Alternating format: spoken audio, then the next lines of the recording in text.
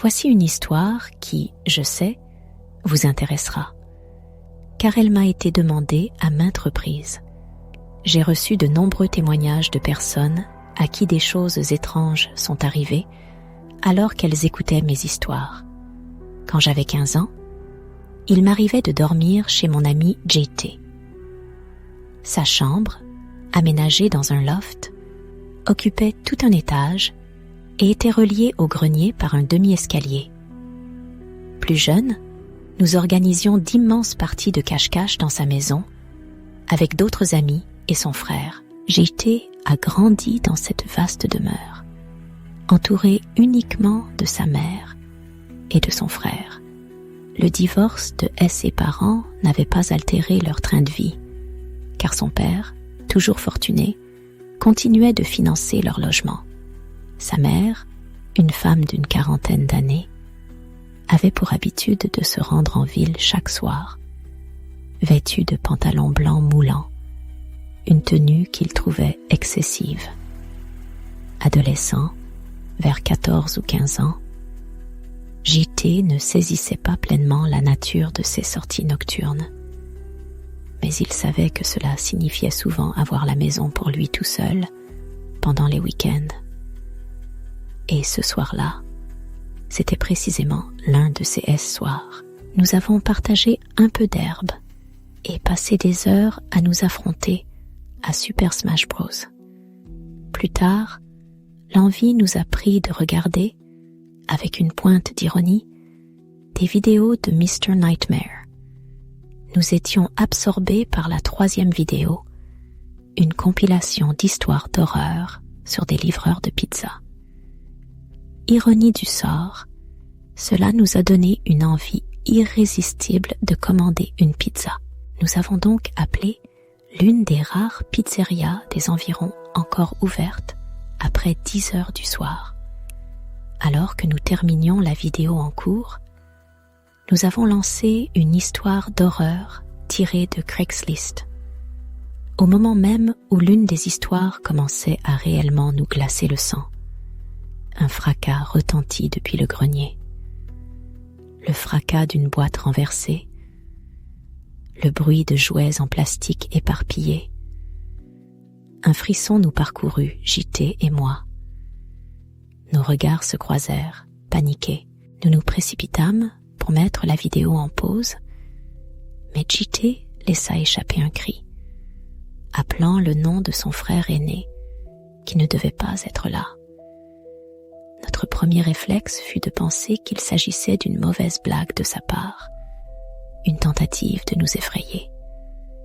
Mais cela impliquait qu'il se cachait dans le grenier depuis des heures, une hypothèse peu probable.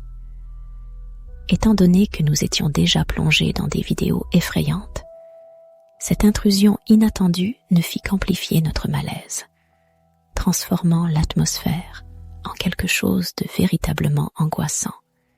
JT gravit, montait les 5 marches recouvertes de moquettes, se dirigeant vers la petite porte du grenier et l'ouvrit. Il actionna l'interrupteur, inondant le grenier d'une lumière blafarde, et s'avança à l'intérieur, tandis que je restais en retrait, observant la scène.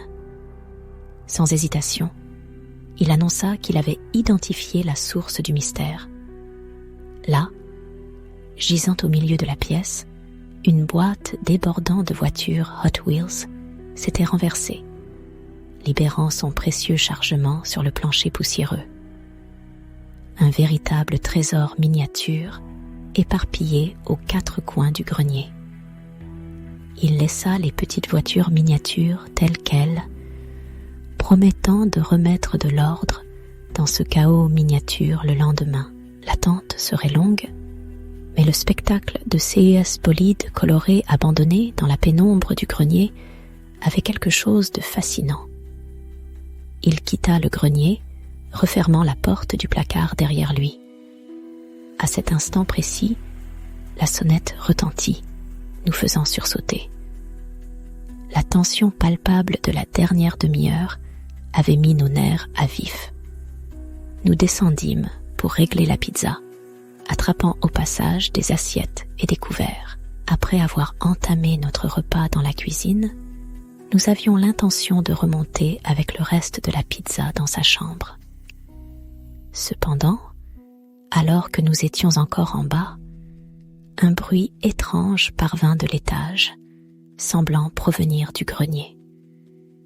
La cuisine se situait juste sous la chambre de JT, tandis que le salon était en dessous du grenier, lui conférant ainsi un plafond plus élevé. Nous nous sommes faufilés dans le salon pour tendre l'oreille, et bien sûr, un léger cognement, à peine perceptible, s'est fait entendre. Nos regards se sont croisés, remplis d'une même appréhension. JT a suggéré qu'un animal s'était peut-être introduit dans le grenier, évoquant des vidéos qu'il avait vues sur YouTube où des ratons laveurs se faufilaient par un trou dans le toit. D'une manière ou d'une autre, il m'a persuadé d'aller vérifier. Je ne sais pas trop pourquoi nous en plaisantions. Probablement parce qu'aucun de nous ne voulait avouer à quel point nous étions effrayés. Nous sommes retournés ensemble dans sa chambre et il m'a tendu une énorme lampe de poche. J'ouvris la porte du grenier et il était juste derrière moi, sur le seuil.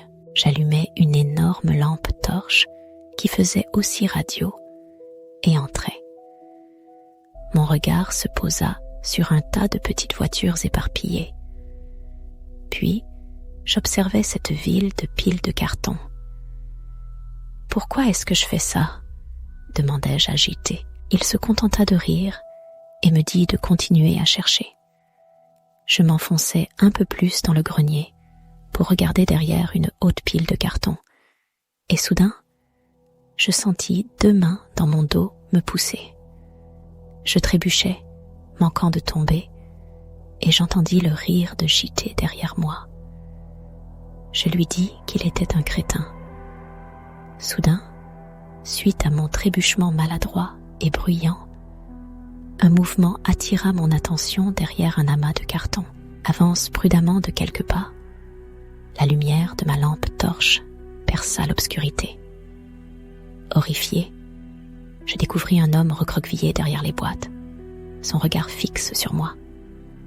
Pris de panique, je détalai de ce grenier maudit, entraînant JT avec moi, hurlant de toutes mes forces de fuir. La porte claqua derrière nous, tandis que mes cris résonnaient « Il y a quelqu'un là-dedans !» Dans notre fuite éperdue, nous trouvâmes refuge chez le voisin, hélas absent.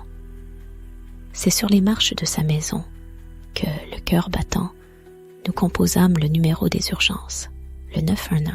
Puis, nous appelâmes la mère de JT, dont la voix traînante laissait deviner un certain penchant pour la boisson, et qui accourut, interrompant sa soirée, quelle qu'elle fût. La police, après avoir fouillé la maison de fond en comble, constata que les lieux étaient vides. La porte arrière, grande ouverte, laissait supposer que l'individu s'était enfui par là, escaladant probablement l'une des clôtures menant au jardin voisin. D'après le bref aperçu que j'en avais eu, l'homme semblait jeune, peut-être au début de la trentaine. Il avait les cheveux noirs courts et portait une barbe naissante. J'étais soulagée que ce ne soit pas chez moi, car je sais que je n'aurais pas trouvé le sommeil avant longtemps. Je me souviens que JT avait eu peur de dormir dans sa chambre pendant un bon moment après un événement similaire. Cette nuit-là, je roulais vers Las Vegas pour rejoindre des amis à un festival de musique. J'empruntais l'Interstate 15, une route qui traverse principalement le désert jusqu'à Vegas. J'avais choisi de conduire de nuit pour éviter les embouteillages. J'avais quitté ma maison vers 20h et mon GPS m'indiquait une arrivée à la location de mes amis vers minuit. Sur les longs trajets, j'ai l'habitude d'écouter des podcasts, car la musique finit par me lasser après quelques heures. J'avais opté pour des histoires de Mr. Nightmare pour passer le temps, car elles avaient le don de le faire filer. Compte tenu de ce road trip, j'avais choisi d'écouter des histoires sur le même thème. Au bout d'environ 3 heures de route, j'ai dû m'arrêter pour faire le plein d'essence. J'ai donc modifié mon itinéraire sur le GPS, qui m'a indiqué la sortie pour la station-service la plus proche, située à quelques kilomètres de là. Je suis sortie à la prochaine bretelle d'autoroute, me retrouvant dans un coin à l'aspect louche. Quelques maisons éparses, puis le désert à perte de vue. Un endroit étrange pour abriter quelques habitations. Je me suis arrêtée à une station-service banale, la seule source de lumière dans un rayon de plusieurs kilomètres. Seulement 4 pompes au total dans cette petite station. Je me suis garée à côté de celle la plus proche de la porte. À l'intérieur, j'ai payé l'employé pour l'essence et pris quelques snacks. Sans vouloir être méprisante, le type avait l'air d'un rustre, une barbe négligée et tachée, une casquette rouge de camionneur sale sur la tête et une façon de parler plutôt inquiétante. Mais au milieu de nulle part, je ne m'attendais pas à autre chose. Il a essayé d'engager la conversation, me demandant d'où je venais. Ça m'a frappé qu'il réalise que je n'étais pas du coin. Je lui ai dit que je venais de Californie. Je lui ai demandé s'il avait beaucoup de clients. Une question un peu bizarre quand j'y repense. Mais bon, il m'a répondu que non, pas de mon genre en tout cas. Puis, il m'a adressé un sourire dégoûtant. Je n'avais aucune idée de ce que ça voulait dire, mais c'était repoussant et ressemblait à un flirt glauque. L'homme a ensuite regardé par la fenêtre vers ma voiture et a demandé « C'est votre ami ?» J'ai regardé dehors et j'ai aperçu quelqu'un qui s'éloignait rapidement dans l'obscurité, juste à côté de ma voiture. J'ai répondu que non, je ne le connaissais pas, et j'ai demandé au caissier ce que ce type venait de faire. Il a haussé les épaules et a dit qu'il n'avait rien vu. Étant une jeune femme d'une vingtaine d'années plutôt attirante, je suis souvent confrontée à des situations étranges. Alors j'ai presque eu envie de demander au caissier de m'accompagner dehors pour me rassurer. Mais honnêtement, le caissier me mettait aussi mal à l'aise. Je suis sortie pour commencer à remplir le réservoir de ma voiture. J'ai jeté un coup d'œil autour de la station-service déserte. Seulement le bourdonnement d'une des lumières au-dessus de moi et le souffle de la brise froide de la nuit. Aucune voiture, aucune lumière à perte de vue. Où était passé ce type et que faisait-il ? J'ai regardé à travers la vitre du magasin et j'ai vu le caissier debout, me fixant du regard. Je me suis demandé s'il faisait ça pour s'assurer que j'allais bien après que cette personne louche se soit enfuie dans l'obscurité. Mais cette idée a été balayée quand il a commencé à me faire signe de la main lentement. C'était dégoûtant et effrayant, et je voulais partir de là. J'ai payé $40 d'essence. Quand j'étais à environ $30, j'ai entendu quelque chose venant du petit bâtiment, comme une voix. J'ai regardé vers la fenêtre, m'attendant à ce que ce soit le caissier qui ait fait ce bruit. Mais il était toujours visible, juste debout à la fenêtre, me regardant. C'est alors que j'ai remarqué d'où venait le son. Un homme passait la tête par le coin droit du petit magasin. Il agitait ses mains vers moi, me faisant signe de venir. Et je suis presque sûre d'avoir aperçu un sourire effrayant sur son visage également. J'ai commencé à faire signe et à appeler le caissier à l'intérieur. Il n'a pas bougé. Il est resté immobile, me regardant alors que je l'appelais et que j'agitais les bras. J'ai regardé à nouveau le type louche qui passait la tête par le coin, et il était toujours là.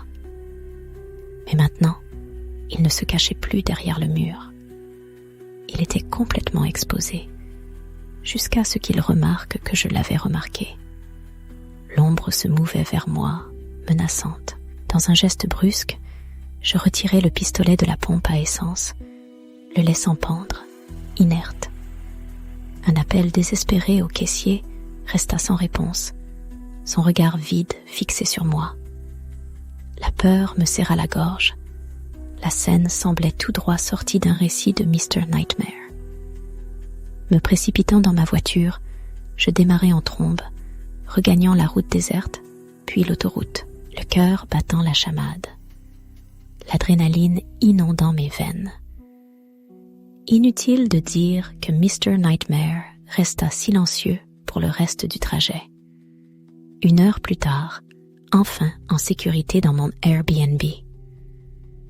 Encore aujourd'hui, je suis incapable d'interpréter cette expérience. Je loue une maison à Gulfport, dans le Mississippi. Une petite maison, idéale pour une seule personne. Seule avec mon chien Gringo, je coulais des jours paisibles dans ma maison, dotée d'une vaste cour où il pouvait se dépenser à loisir. L'endroit était idyllique, à 2 pas de la plage. C'était un soir d'été, un jeudi, je crois. Après avoir préparé mon déjeuner et nettoyé la cuisine, je m'étais installée au lit pour regarder des vidéos de Mr. Nightmare. Ironiquement, je me disais que cela me préparerait au pire, une invasion de domicile ou quelque chose d'approchant. On se persuade souvent de cela, mais on ne s'attend jamais à ce que cela nous arrive, n'est-ce pas? Vers 23h30, alors que j'étais plongée dans une vidéo, la sonnette retentit, suivie des aboiements de Gringo. Entendre la sonnette après 22 heures est toujours glaçant. Cela soulève des questions inquiétantes. Qui cela peut-il être? Et que veulent-ils à cette heure? Immobilisé par la peur, je restais dans mon lit. Gringo, un chien imposant à la voix grave, aboyait avec force, espérant dissuader toute personne mal intentionnée. Mais la sonnette sonna de nouveau. Puis, des coups violents résonnèrent. Toujours incapable de bouger, je restais terrifiée dans mon lit. Quand enfin le silence revint, je me sentis un peu soulagée. Ma chambre, au rez-de-chaussée, donnait sur la rue. Prudent, je jetai un coup d'œil par la fenêtre pour vérifier si quelqu'un passait. Après une 30aine de secondes, des pas se firent entendre près de la fenêtre. Je me précipitai dans mon lit pour me cacher. Gringo grognait en fixant la fenêtre. Soudain, une voix brisa le silence. « Je te vois, ouvre la fenêtre. » La voix venait de l'extérieur, juste devant ma fenêtre. Gringo se remit à aboyer. Je restais immobile. L'homme à l'extérieur dit « Hé, toutou !» Gringo était hors de lui. Impossible de faire semblant de dormir plus longtemps. Je me retournai et vis un homme étrange, les yeux exorbités, me fixant à travers le grillage de la fenêtre. « Que voulez-vous » demandai-je. Il répéta « Laisse-moi entrer, il fait froid. » Pourtant, c'était une nuit d'été en plein mois de juillet dans le Mississippi. « Partez avant que j'appelle la police » rétorquai-je. C'est alors qu'il tenta de soulever le grillage. Voyant qu'il n'y parvenait pas, il commença à le frapper pour le percer. Je refermai et verrouillai la fenêtre précipitamment. J'étais surpris que les aboiements de Gringo ne le fassent pas fuir. J'appelai le numéro d'urgence pour demander l'envoi de la police. Mais comme dans beaucoup d'histoires, les forces de l'ordre arrivèrent trop tard. L'homme avait disparu. Il était fort probable qu'il soit sous l'influence de substances illicites. Impossible de dire lesquelles, mais sa voix trahissait un état second. Mon commentaire sur le froid glacial à l'extérieur était une manière détournée d'exprimer mon malaise. Face à cette situation, la seule option raisonnable était de fermer immédiatement la fenêtre et d'alerter les secours. J'estime avoir agi de la seule façon possible pour assurer ma sécurité. Unchained.